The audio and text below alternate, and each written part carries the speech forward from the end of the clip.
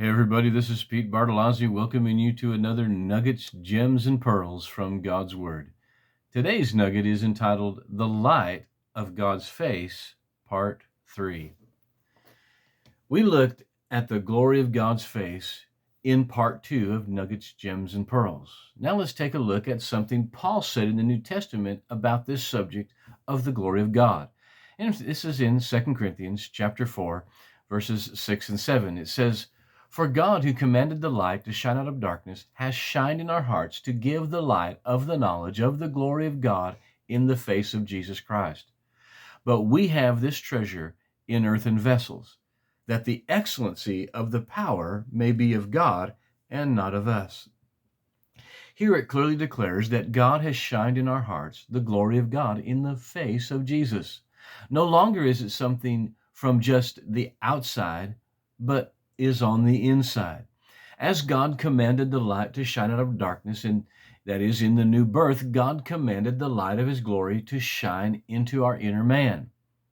Now let's add this thought to what was said before in chapter 3 of 2 Corinthians, verses 7 through 10. It says, "But if the ministration of death written and engraved in stones was glorious, so that the children of Israel could not steadfastly behold the face of Moses for the glory of his countenance, which glory was to be done away, how shall not the ministration of the Spirit be rather glorious? For if the ministration of condemnation be glory, much more does the ministration of righteousness exceed in glory. For even that which was made glorious had no glory in this respect, by reason of the glory that excels." Now, the Mosaic covenant is said to be the ministration of death and condemnation, and that under that covenant, the afterglow of God's glory, where they couldn't look at the face of Moses but had to put a veil on his face, was to be done away with.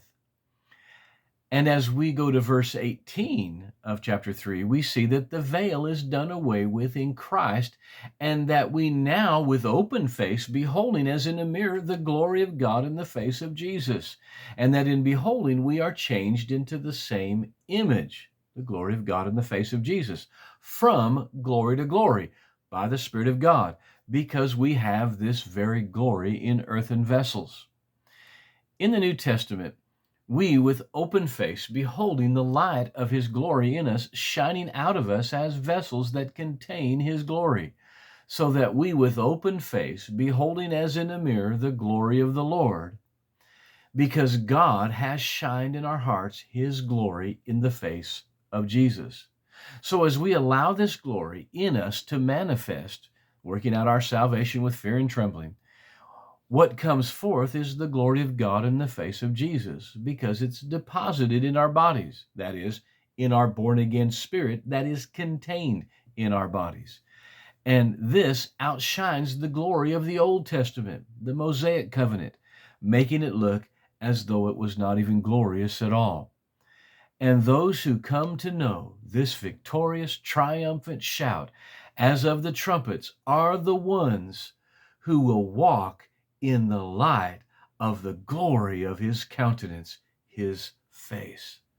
And by this, we are changed into his glorious image from glory to glory.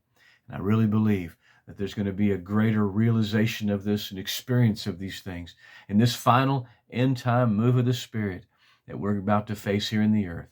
That final end time move of the Spirit, or what we normally would call a revival, that is going to take place not just in a certain area of the earth, but all around the world. But anyway, after all this, I offer this as something to think about today. Be blessed.